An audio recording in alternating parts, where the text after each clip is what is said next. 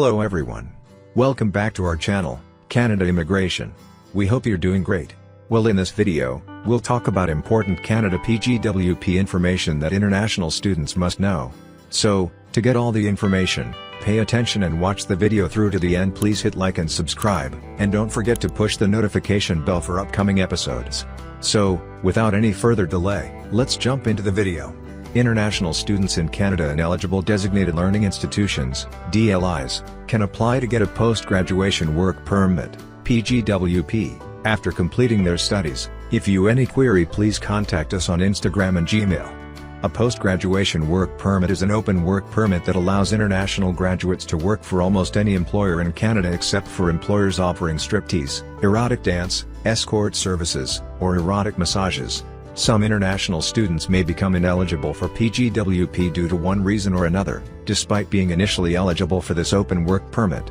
So if you are a future international student, currently pursuing your studies, or about to complete your study program, then you must know important information about the post-graduation work permit to avoid missing this chance. This comprehensive guide will walk you through everything you need to know about the PGWP, from eligibility requirements to application processes, ensuring you have all the information necessary to transition smoothly from student to professional in Canada. If you any query, please contact us on Instagram and Gmail. What is the eligibility criteria for PGWP? Canada recently made some changes to PGWP eligibility criteria this year, so it is important to review the most recent eligibility criteria for PGWP. To be eligible for a PGWP, you must meet several criteria. 1. Completed a study program at a DLI. You must have completed a study program at a DLI that lasted at least 8 months and led to a degree, diploma, or certificate.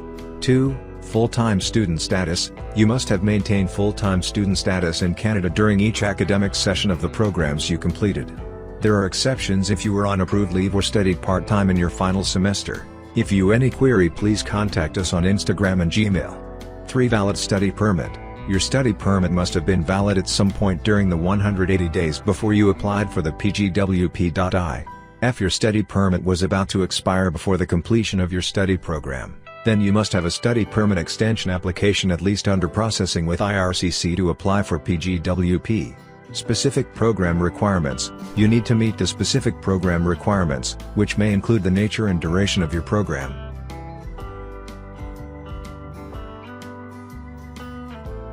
What are the documents needed for PGWP application?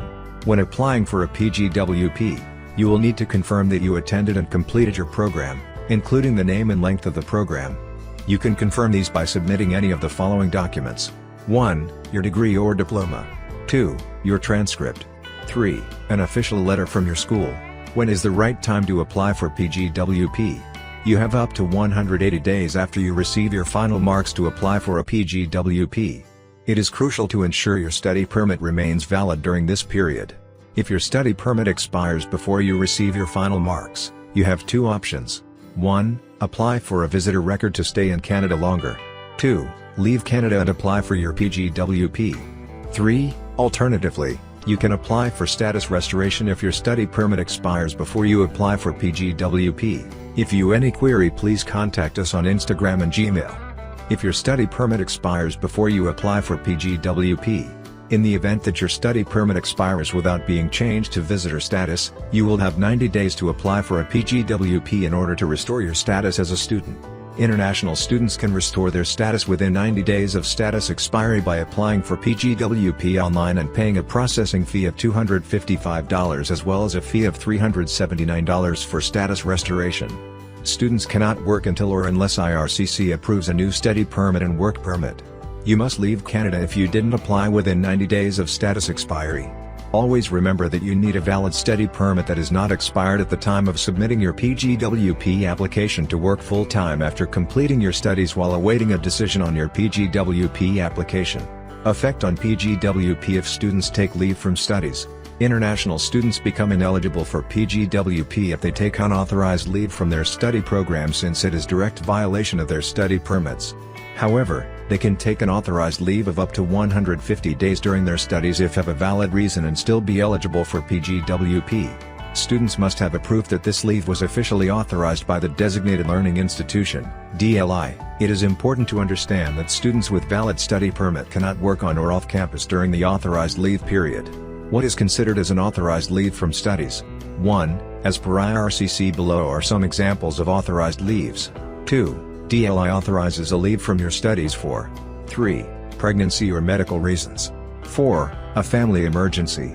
5. Serious illness or death of a family member. 6. Any other type of leave authorized by the DLI. 7. DLI closes permanently or there is strike action. 8. You have changed schools. 9. Either you or your school defers the program start date. In such a scenario, student must start their studies in the upcoming semester, irrespective of whether it starts earlier than 150 days, and also get a newly updated letter of acceptance. Who is ineligible for PGWP? You are not eligible for a PGWP if you A. Have a study permit that expired more than 180 days before you applied. B. Already received a PGWP. C. Studied English or French as a second language. D. Took general interest or self-improvement courses. E. Participated in certain government-funded programs or scholarships. D. Completed the majority of your program through distance learning. E. Studied at a non-Canadian institution located in Canada. Programs delivered by private career colleges on behalf of public PGWP eligible institutions are now not eligible for a PGWP, with some exceptions based on the province and the start date of your program. Scenario in which you can extend your PGWP. PGWP is only issued either for the duration of your course, 3 years in the case of master's, PhD, and professional study programs, or until the validity of your passport. If your passport expires before the duration of your PGWP, then IRCC issues a work permit that is only valid until the expiration of your passport. In such a scenario, the IRCC may let you know that you are eligible to extend your PGWP until the full duration after getting a new passport. Such students can apply on paper to extend their PGWP once they have their passport extended. Final tips for a successful PGWP application. Apply early, don't wait until the last minute to apply. Ensure you have all your documents ready and submit your application as soon as you receive your final marks. Don't break law. Don't break any law, as this may deem you inadmissible based on the severity of your act and result in removal from Canada. Stay informed, regulations and requirements can change, so keep yourself updated with the latest information from the IRCC website. Maintain legal status. Make sure your study permit or visitor status is valid throughout your stay in Canada while awaiting your PGWP. Which study programs are eligible for 3-year post-graduation work permit irrespective of the duration of course. International students graduating from master's degree are eligible to apply for a 3-year PGWP even if the length of the study program is less than 2 years or even 1-year program. Effect on PGWP eligibility if international students change their DLI. If you transferred between PGWP eligible designated learning institutions, DLIs, then the combined length of study program must be at least 8 months to be eligible for PGWP.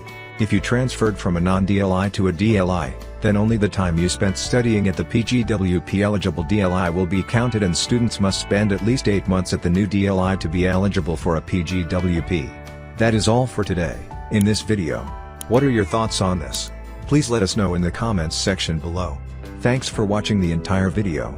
Hopefully, the information is useful to you. See you later, in the next video. Till then, take care.